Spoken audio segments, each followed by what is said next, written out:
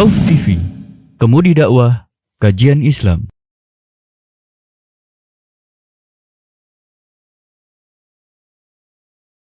Assalamualaikum warahmatullahi wabarakatuh.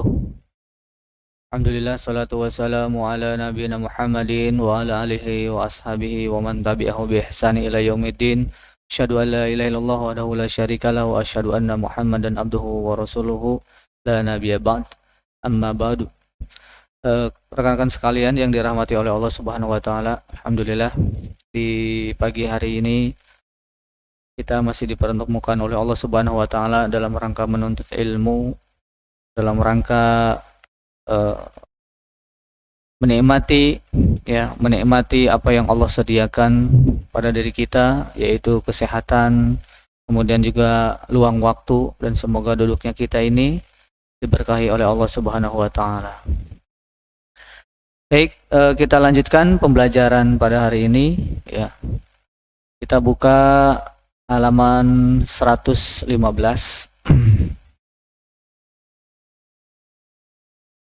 Pengamatan garis tangan pada anak kecil. Ini pengamatan ini untuk anak kecil yang di bawah 6 tahun ya. Di bawah 6 tahun. Untuk balita, di mana garis tangan ini ada, jadi caranya itu antum pijit begini ya, di agak tekan begini. Nah, nanti akan terlihat di situ garis warna ya, begitu.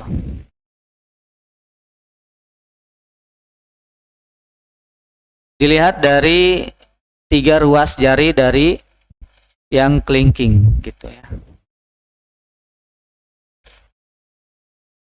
Adapun 3 garis ruas itu adalah ada gerbang angin, kemudian energi vital, dan gerbang energi jiwa. Dimulai dari hitung dari ruas paling bawah ya. Paling bawah.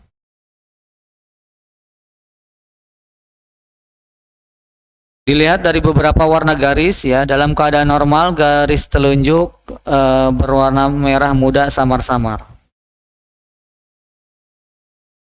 Merah muda samar-samar.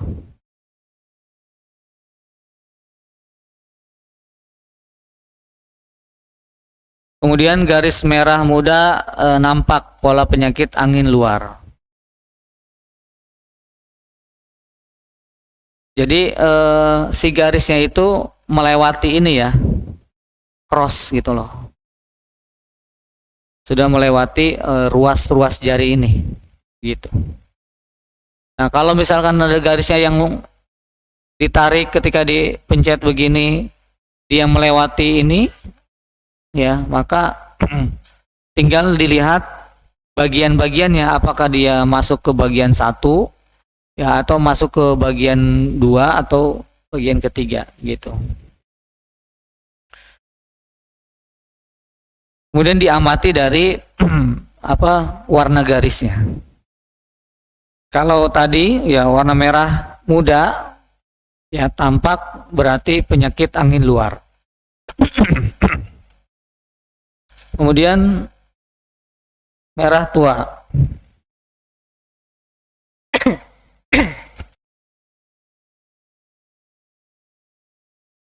Pola penyakit luar angin ya.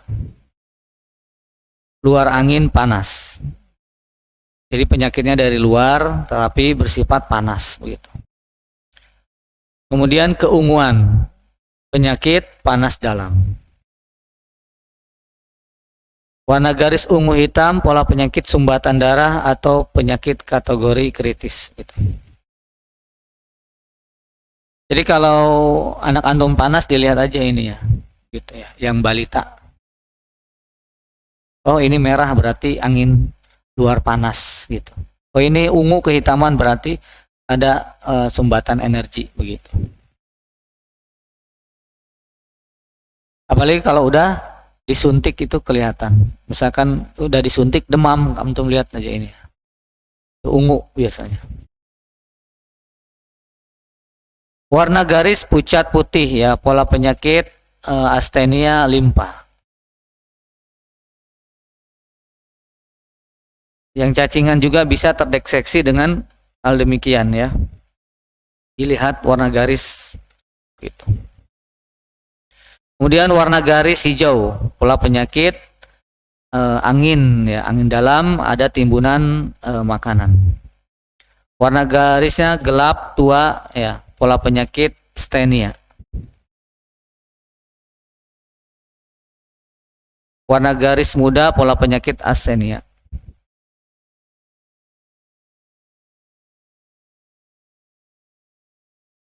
Yang disebut dengan warna gelap tua itu bisa merah tua gitu ya, ataupun ungu gitu ya, atau hijau tua begitu. Jadi tergantung ya, tergantung dari warna tersebut. Kalau misalkan merah tua berarti dia stenianya stenia panas, panasnya yang berlebih. Tapi kalau dia gelap, misalkan ungu lah ya, gelap, ungu itu kan gelap. Nah itu berarti stenianya stenia dingin. Itu berarti obatnya, maksudnya penyakitnya adalah dinginnya yang lebih dominan. Gitu. Jadi secara global bahwa pengobatan itu adalah tidak jauh daripada warna-warna yang dasar ya. Kalau putih itu berarti astenia ya, kelemahan gitu. Kalau merah itu berarti stenia ya, dalam keadaan puncaknya gitu. Ya, merah itu panas ya, apakah panasnya itu berlebih atau ini ya berkurang begitu ya. Jadi dalam warna-warna ya dilihat dari dasarnya saja begitu.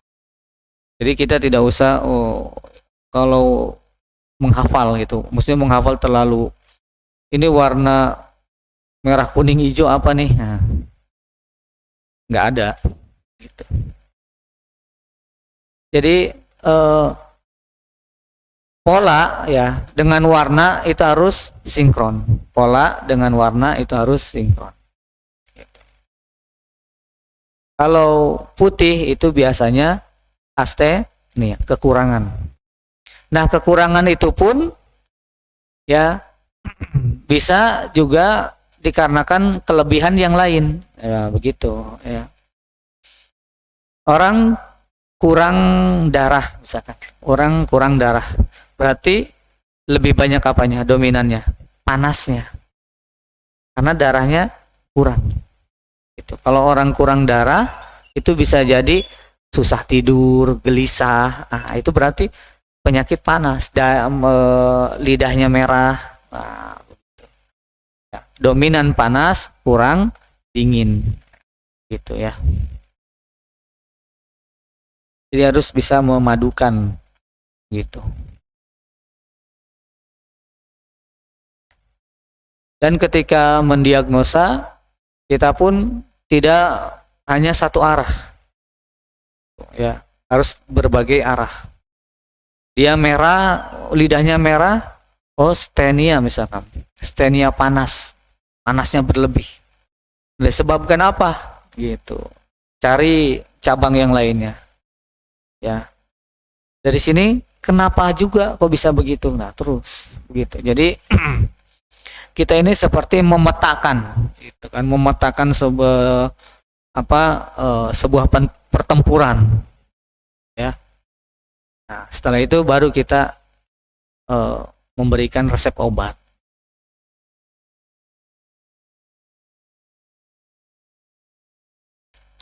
Kemudian panjang pendek garis.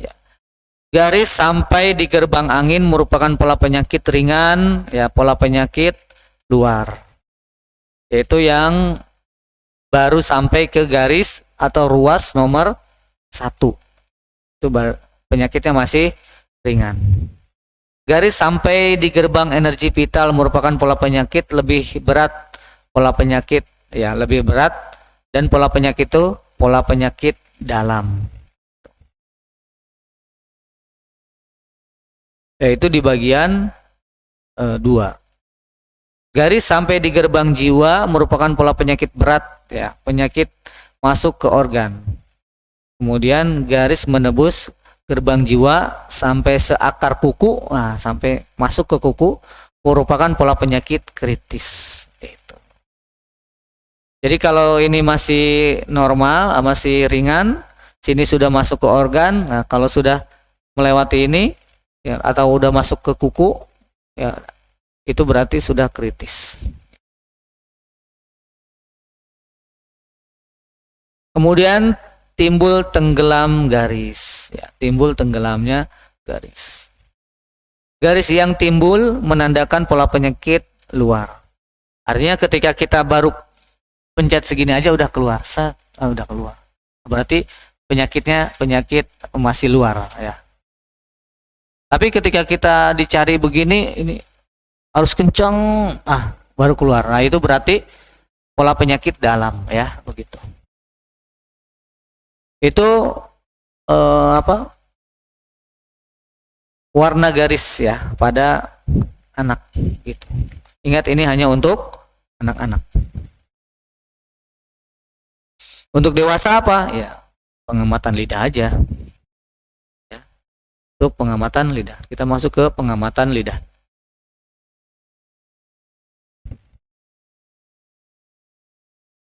Nah, ini yang menjadi andalan kita, ya, dari pengamatan lidah ini, begitu.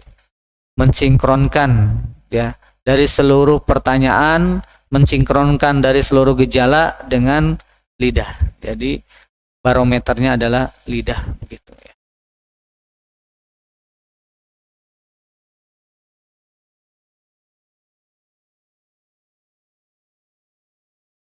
Cara mendiagnosa dengan pengamatan lidah,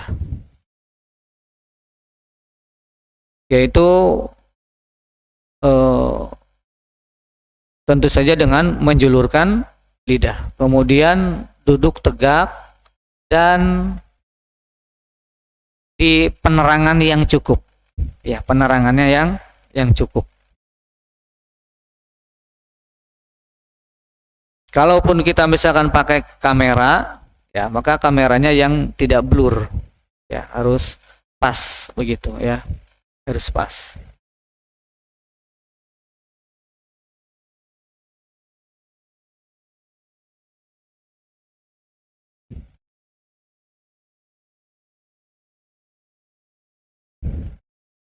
Ketika kita mengamati, ya, yang harus kita lihat adalah pengamatan lidah itu warna, ya, dari warna.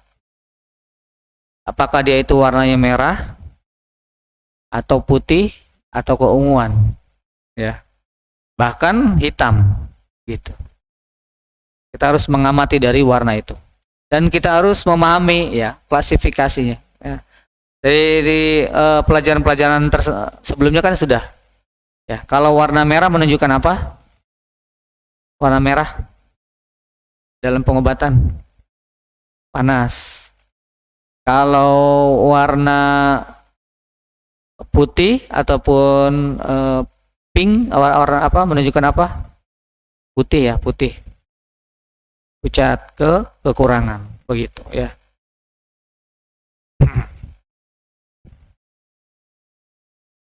Kalau keunguan, dingin, ada sumbatan, energi, kekurangan energi, begitu, ya. Dari situ. Kemudian setelah itu kita melihat bagiannya ada selaput. Apakah selaputnya tebal atau tipis, ya, begitu, atau seperti pulau, ya. Di sini di tengah ada selaputnya, di pinggir nggak ada, ya, seperti pulau, ya. Apakah itu? Nah, gitu kan. Dilihat dari situ, ya, dari selaput. Apakah selaputnya tebal, tipis, atau selaputnya warnanya kuning, ya, kuning pekat atau kuning kotor, begitu. Nah, dilihat dari situ. Ya, jadi pertama melihat lidah itu dari warna otot lidah, warnanya. Yang kedua, selaput. Kemudian yang ketiga, parit. Ada paritnya enggak? Parit, ya, jadi parit itu ada belahan enggak di lidahnya itu, ya, di tengah. Kalau banyak parit berarti dia panas, begitu, ya. Nah, kalau paritnya di tengah, nah itu berarti ada kelemahan pada limpa lambung. Tapi kalau paritnya banyak di sini, itu berarti kekurangan cairan tuh, panas tubuhnya, gitu ya. Dari situ.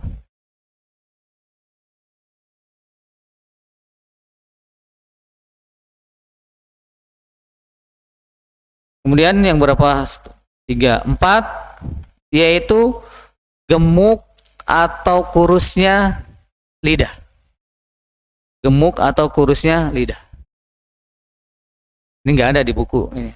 Ini hasil dari rangkuman saya, ya. Gemuk atau tipisnya lidah. Disebut tipis itu rongga yang ini, yang kanan kiri ini ada rongganya, ya, ada bolongnya. Ada bolongnya.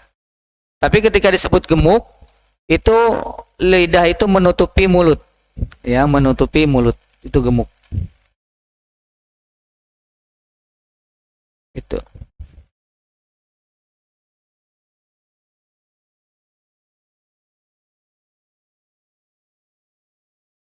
Atau lidah itu lancip atau tidak, ya. Ada lancip atau ujungnya yang belah.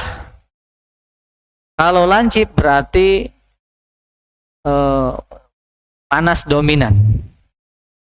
Kalau belah berarti energinya lemah. Bisa masuk ke dalam kategori lemah jantung, bisa, ya, gitu.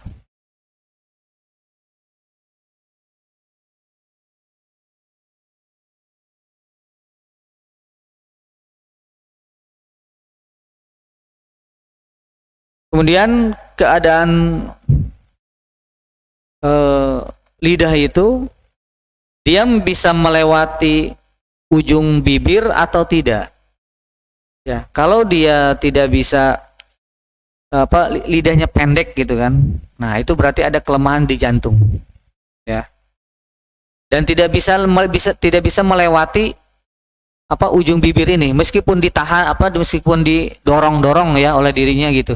Tetap aja nggak bisa melewati. Nah, itu berarti ada kelemahan pada jantung, begitu, ya. Kemudian dilihat dari lidah itu lunak atau tidak, ya, lunak atau tidaknya.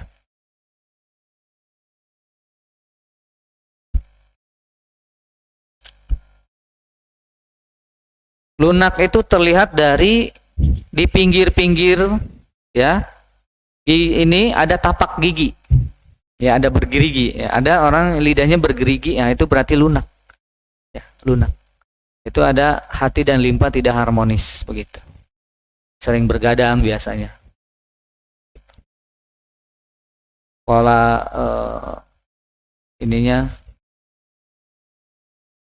pola kesehariannya tidak teratur, begitu. Ya.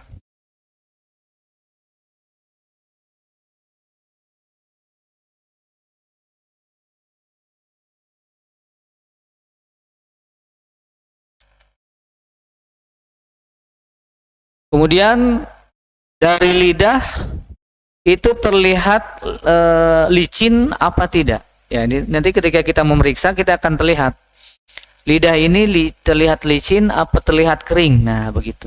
Gak usah kita pegang. Orang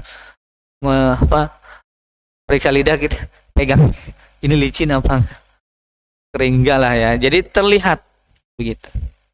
Ya. Kalau terlihat licin itu, ya, kena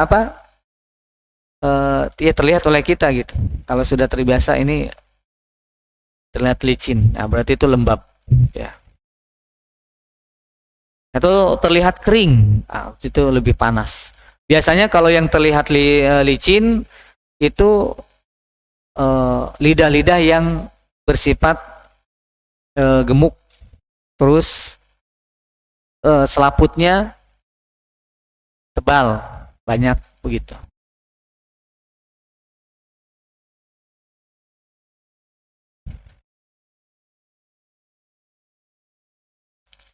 Itu yang harus kita pahami dulu, ya, yang harus kita pahami dulu. Jadi ada beberapa poin tadi, ya, yang harus dipahami. Apakah ya lidah dari ototnya itu warna, dari warna, kemudian dilihat dari selaput, kemudian lihat dari ada parit atau enggak, pecah atau enggak, lunak atau enggak, begitu kan. Pendek apa panjang lidah itu, gitu ya. Gitu. Kemudian bagian-bagian lidahnya, ya, bagian lidah, bisa lihat, ya, kalau di sisi kanan kiri yang sedikit itu, ya, itu liver, ya. Kalau orang ini liver, kita hati, ya, organ hati kanan kiri. Kemudian yang ujung itu jantung, kemudian di atas yang ujung sedikit itu paru-paru, kemudian yang bagian tengah itu ada limpa, lambung, kemudian usus, ya. Dan bagian ujung ada, ya, pangkal, ya, yang dalam, ya, itu ginjal, gitu ya, bagian ginjal. Nah, ketika itu antum tinggal lihat selaput itu ada di mana, gitu. Ketika itu juga antum tinggal lihat merahnya itu ada di mana. Apakah merahnya ada di ujung, ya, ada di tengah, mana, begitu, ya. Jadi di situ di bagian-bagian lidahnya.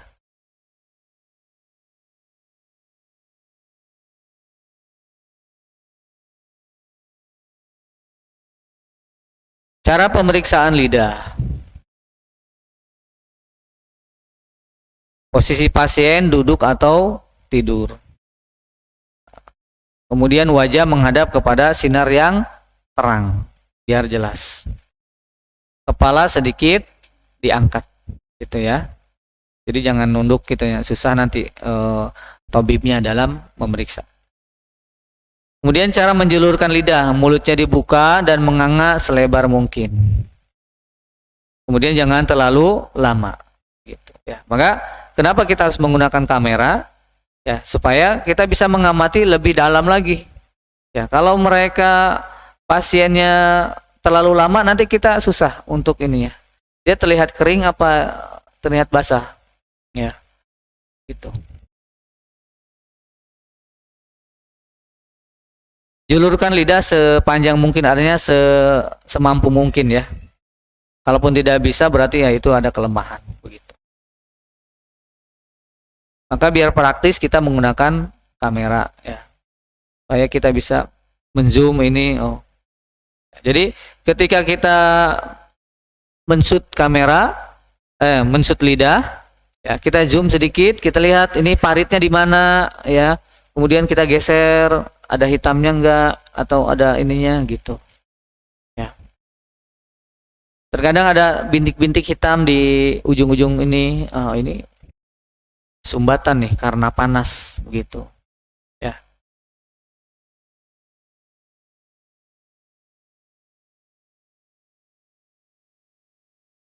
Kemudian cara mengamati otot lidah dari bagian depan, tengah, kemudian akar dan sisi kanan, ya kan? Kita amati semua, gitu. Setelah kita amati, kita sambungkan puzzle-puzzle yang ada di lidah ini, kita sambungkan. Misalkan kok ujungnya merah, ya, ya. Misalkan di sini ya, kok ujungnya merah, misalkan. Oh di sini putih nih. Kenapa ini ya bisa begitu? Begitu. Kita harus, ini kan sebuah potongan, sebuah teka-teki. Ya, fajl itu kita harus menyambungkan. Di sini merah, sini putih. Di sini ada tapak gigi lagi. Wah, kenapa ini bisa begini? Jadi dalam memahami ya diagnosa itu begitu, karena kan sebelumnya juga kita sudah belajar ya, maka nggak harus langsung lidah dulu. Lidah itu sebagai aplikasi praktek teori-teori yang telah kita pelajari ya, begitu.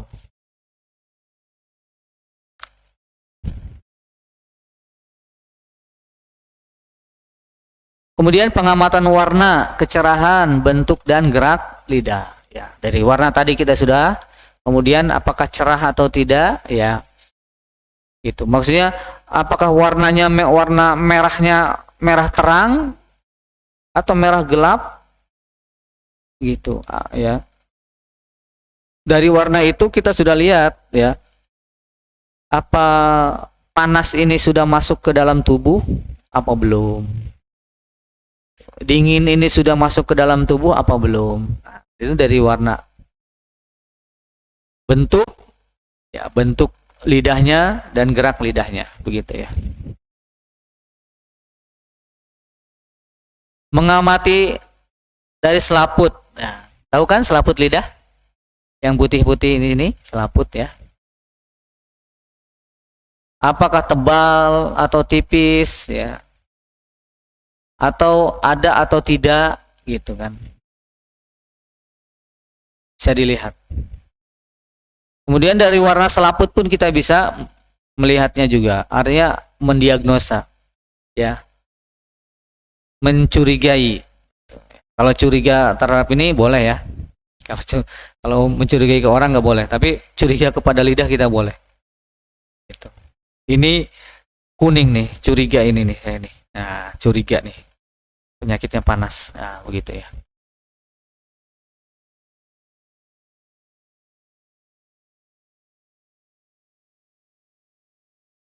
Nah, dalam mengamati lidah, kita harus memperhatikan. Pertama, sinar. Ya, penerangannya cukup. Jangan di tempat yang gelap. Ya, maka kalau ruangan tabib itu harus terang. Ya, penerangannya cukup. Baik boleh lampu ataupun apa ya. Yang penting penerangannya cukup. Kemudian makan. Kalau mau periksa lidah, ya 1 jam setelah makan. Atau kalau misalkan lapar nih, 1 jam setelah makan. Gitu. Ya. Pokoknya setelah makan apapun ya, pokoknya 1 jam setelah makan. Kenapa? Setiap orang yang makan itu pasti lidahnya merah dan selaputnya nggak ada. Ya, begitu. Nanti bias, kabur. Ini penyakit apa? Ya tadi habis makan. Ya.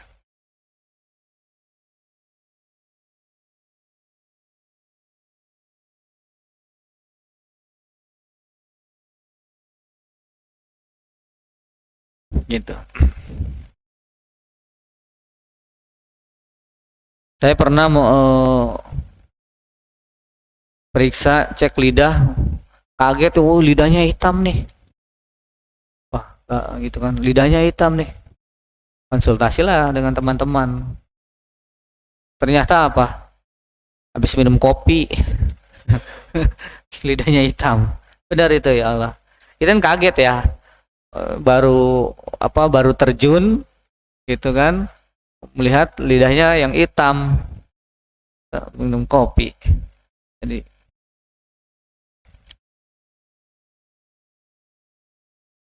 begitu juga, apalagi sudah minum jamu ya, gitu kan, minum jamu itu sering itu, kalau minum jamu saya sering.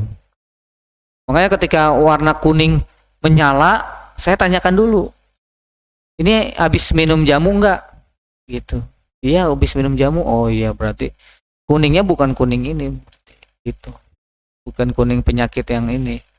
Makanya supaya jangan bias begitu nanti bagi ini 1 jam setelah beraktivitas makan begitu ya, atau minum apapun begitu.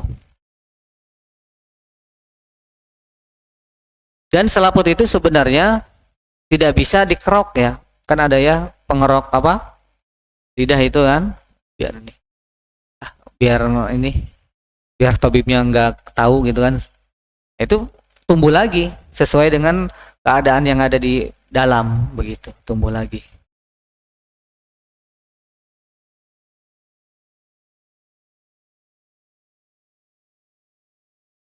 Kemudian faidah periksaan lidah. Faidah itu manfaat dari pemeriksaan lidah. Kondisi kesehatan akan tercermin pada lidah.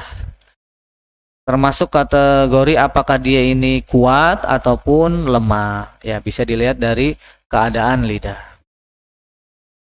Mengetahui sifat penyakit, ya. Apakah dia tergolong panas, dingin, astenia atau stenia, begitu. Kalau astenia dingin berarti dia penyakit apa? Astenia. Astenia itu lemah apa kuat? Lemah. Ya. Berarti dia penyakit apa kalau astenia dingin?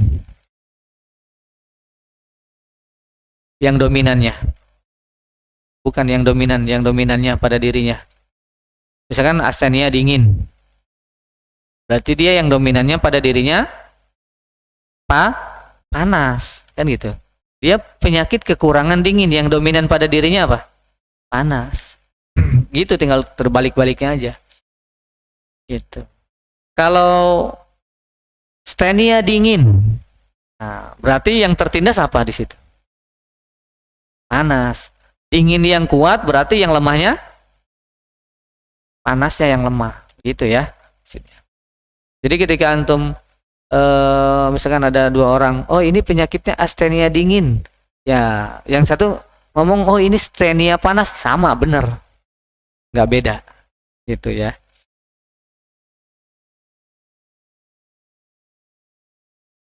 Kemudian mengetahui berat ringannya penyakit. Ya, berat ringannya penyakit.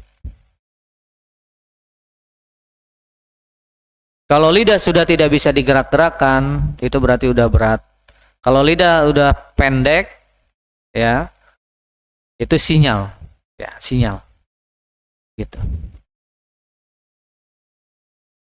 Terus prognosis penyakit baik atau memburuk, ya. Dengan lidah itu kita bisa mengetahui, ya, dia itu membaik ataupun memburuk, ya. Misalkan yang tadinya selaputnya kuning, tebal, ya, agak berkurang, tuh ada berkurang. Tapi tentu saja ketika berobat, ya kemudian berobat sekali, kemudian pasien bertanya bagaimana dari lihat, misalnya gini ya, bagaimana dilihat dari lidah saya, membaik atau tidak?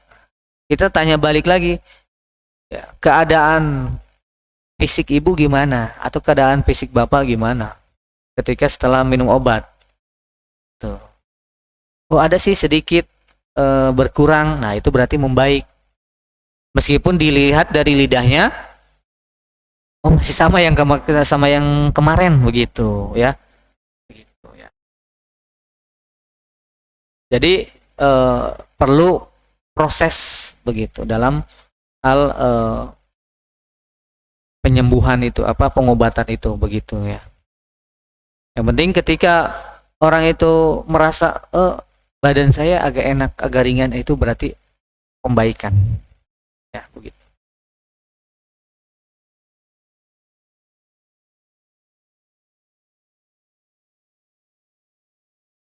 Kemudian penampakan lidah yang normal. Ya. Nanti baru kita lidah yang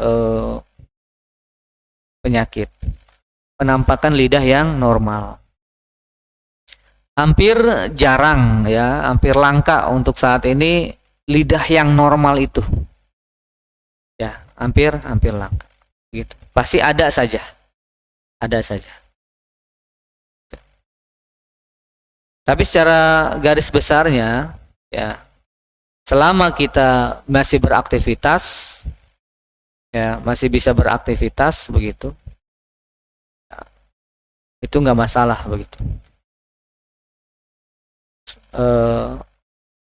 Sakit-sakit sedikit mah nggak, apa ya, biasalah begitu kan. Sakit-sakit dikit mah ya, sakit pusing, meriang ya, itu biasalah ya. Sakit-sakit, sakit miskin maksudnya jangan sakit dengan diobati dengan biasa begitu ya. Jangan sampai penyakit-penyakit yang harus mengeluarkan duit banyak gitu, kanker ya kan, tuh. AIDS ya, itu penyakit-penyakit pengeluaran uang yang banyak begitu ya. Ya hampir untuk saat ini lidah-lidah ya, lidah-lidah yang normal itu hampir tidak ada. Sebab di zaman ini mayoritas orang pasti bergadang ya, bergadang gitu, susah. Bahkan para pengobat pun bergadang. Saya baik pengobat konvensional, pengobat klasik ya, semua.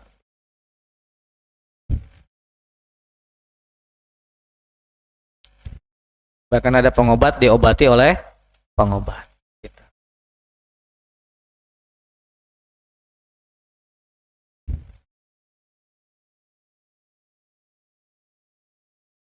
Yaitu warna merah muda, cerah kemudian merata ya.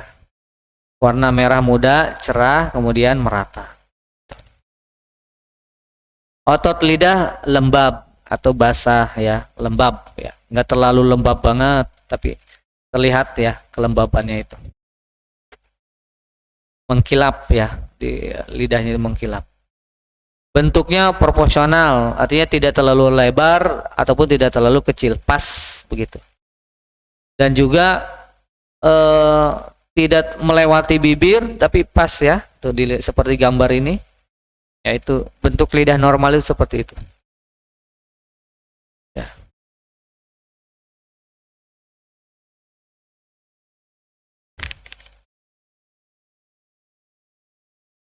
Kemudian di 118, nah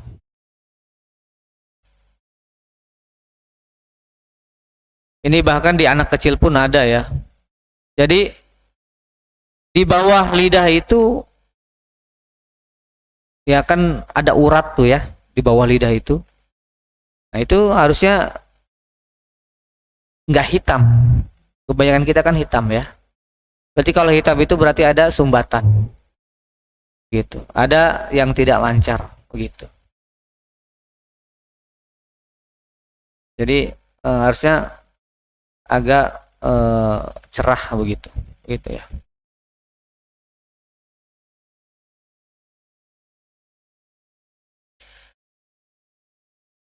Baik, itulah sekilas tentang pengamatan lidah ya. Nanti kita sambung di lain kesempatan bagaimana tentang lidah dan contoh-contoh dari foto-foto ini ya, biar kita bisa memahaminya. Nanti kita jelaskan lebih lanjut lagi. Kalau ada yang ingin didiskusikan silakan.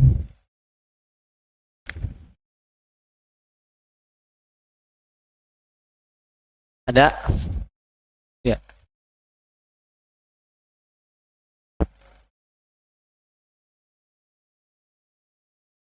Bismillahirrahmanirrahim.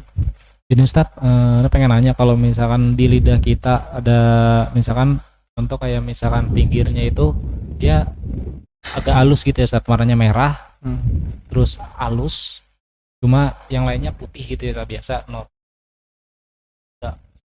perbedaan. Jadi yang sebelah pinggirannya itu dia ada merah terus halus, cuma beberapa hari tuh hilang gitu Ustadz. Nah itu kira-kira emang ada penyakit tertentu atau memang dari pola makan ya Ustadz ya?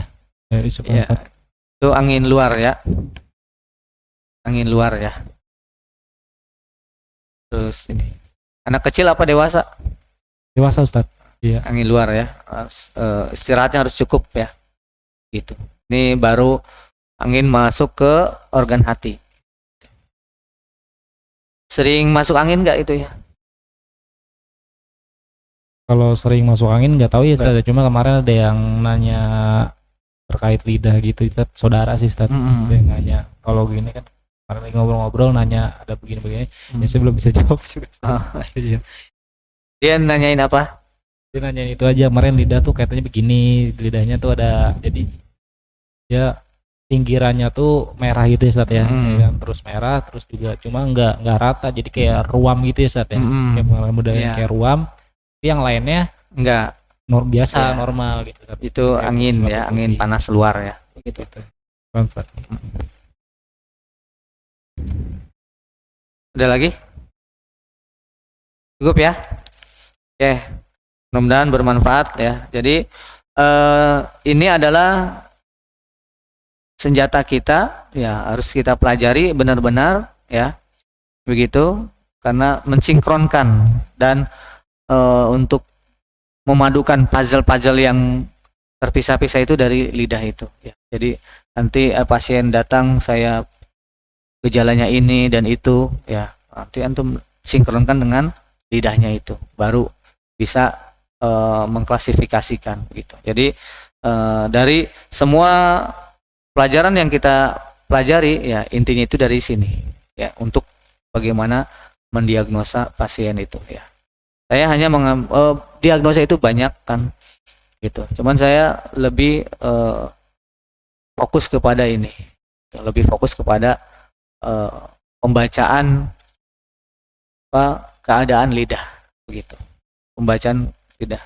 Kan ada yang dari nadi, ada yang dari yang lainnya ya, warna ini.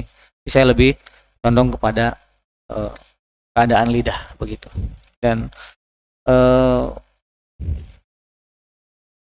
ada pepatah bilang ya, siapa tuh yang bilang, lupa.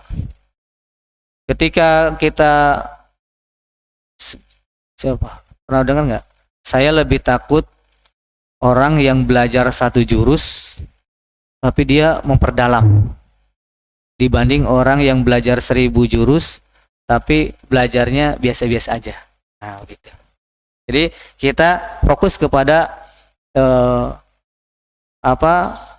pemeriksaan dengan lidah tapi fokus gitu. Itu lebih lebih bagus ketimbang kita banyak jurus tapi kita biasa-biasa aja. Oke, mudah-mudahan bermanfaat. Kita tutup dengan kafaratul majlis. Subhanakallahumma rabbana wa bihamdik asyhadu an la ilaha illa anta astaghfiruka wa atubu ilaik. Assalamualaikum warahmatullahi wabarakatuh.